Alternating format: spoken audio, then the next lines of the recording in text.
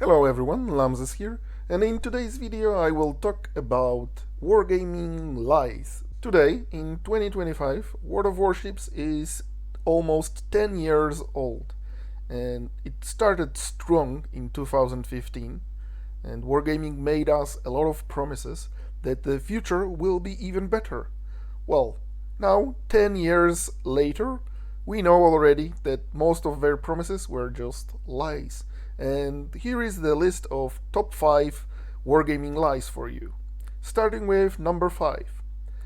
At the beginning, Yamato, this beautiful ship, the icon of Imperial Japanese Navy, was the ship with biggest guns, 460 millimeters, and Wargaming promised us that there will be no ships in the game with bigger guns than that.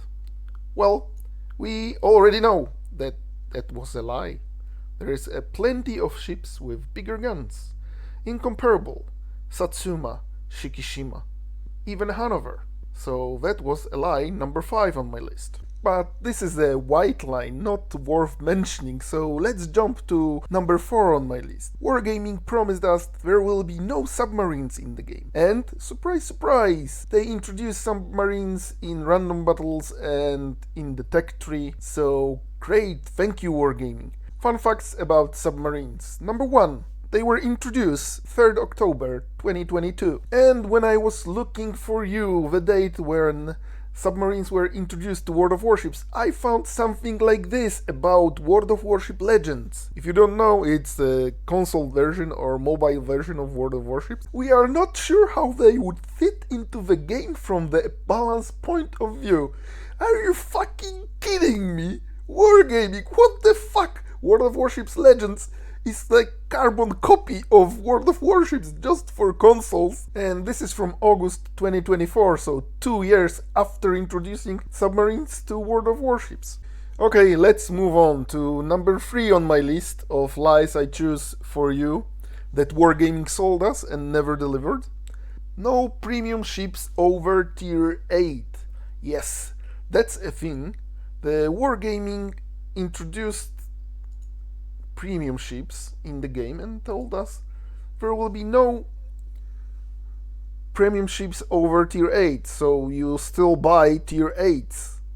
But holy Jesus, what is that? What the fuck is that? What is that, Private Pile? What the fuck is that? How? Well, you never seen it. It's not happening. I would sell it, but, well, in this beginner's guide, I told you that you should never sell premium ships because it's not worth it. How it happened? How come I have a submarine in my port? This is LGBT submarine free zone. Jesus, what I was talking about. This game always surprises me, even after 10 years. Well, let's go back to the subject. Yes, tier 8 premium ships. Well, let's check it. Tier 9. Well, there are tier 9 premium ships. My filter shows only premium ships. And there are tier 9 premium ships. Well, Wargaming lied to us. Impossible. No way. I don't believe it. But it's true, guys. Wargaming lied to us again. There are tier 9 premium ships, even if they call them special ones. They are in fact premium ships, and to prove it, I can show you, for example, Takao bonuses 5% to credits, 50% to Captain's XP and Ship's XP, and free XP. And for example, Bahia, 10% to credits, 100% to ships, captains, and free XP. So what's the point of buying tier 8 premium ships? Well, there is no point, and it's better to get some special tier 9 ships and make credits with them. Let's move on to number 2 on my list, and that's economy rework is good for players and you will get more stuff. Well, That's what WarGaming said. Let's have a closer look to economy changes through the years that WarGaming introduced to us. Let's start from the beginning. At the beginning you have camouflages with some bonuses tied to them and the signals. Well, we no longer have camouflages with bonuses tied to them, just visual bonuses. And the flags, at the beginning you can do something in the battle and get 10 flags for free. It's no longer with us, so there's no way to get signals except containers and some missions. So that's that. Another thing, they introduced this whole system of economic bonuses, and you've got different colors of bonuses, like gray ones are just plus 20%, green ones plus 40%, blue ones 160%, and the red ones, the most unique ones, 320. That looks great, because on your camos you couldn't have more than like 200 to XP and credits, and like 300% to free XP, and now you can have 7,200% more free XP. That's great. Yes, leveling is faster, but they hit a little change in economy, because they said you've got as much gray economic bonuses that you can always run them because you get ton of them from containers. They reduce your income on all of your ships by around 20%. So in theory, technically, you will get the same amount of credits. Yeah, because honestly, WarGaming is interested in only two currencies you can earn. These are doubloons and credits. Because free XP, let's be honest, if you play a lot, you got ton of them, coal, ton of them, signals, you've got ton of them.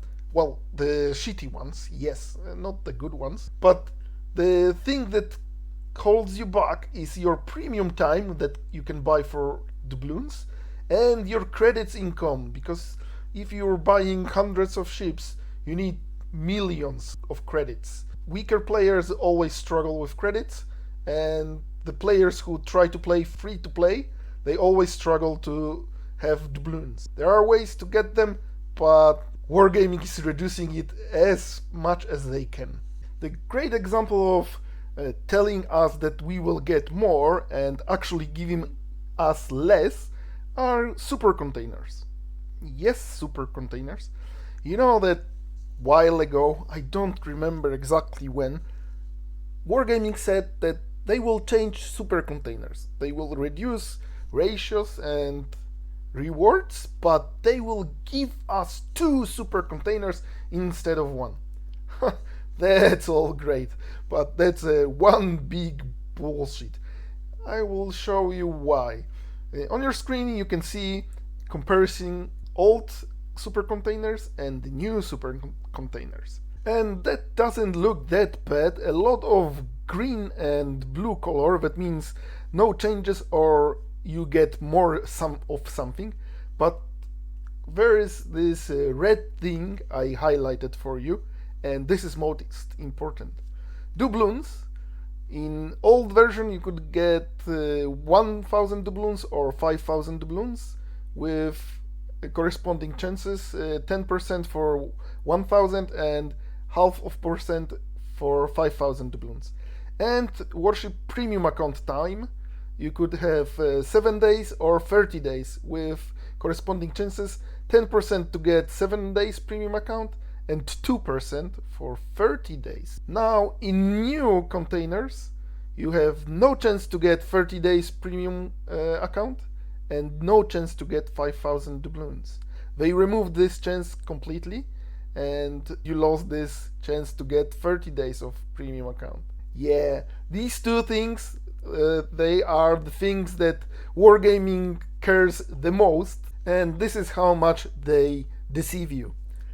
For example, me, a player who plays a lot, during a year I could get around 100 to maybe 150 super containers. Especially at the end of the year, there was Snowflake event, and for every tier 10 ship you get one super container.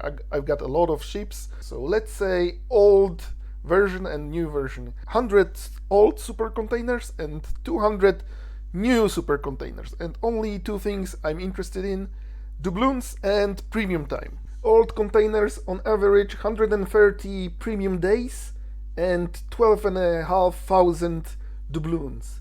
New containers on average 75.6 days and 8,000 doubloons. So there is a massive difference in what they give you from these two main categories now and what they gave you in the past. There is a ton of things that I could talk about, but TLDR version is they give you 5% more chance for getting tier 8 ship, and everything else you got less.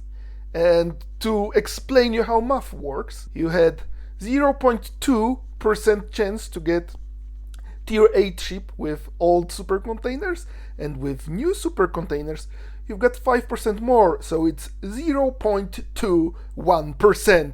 Yes, 0.01% chance of getting tier 8 ship. This is all that WarGaming gave you, and the whole list is what they took away from you. Sorry, they added 1000 research bureau points and 330k commander XP per year on average, so totally worth it. You serious? And this brings me to number one on my list.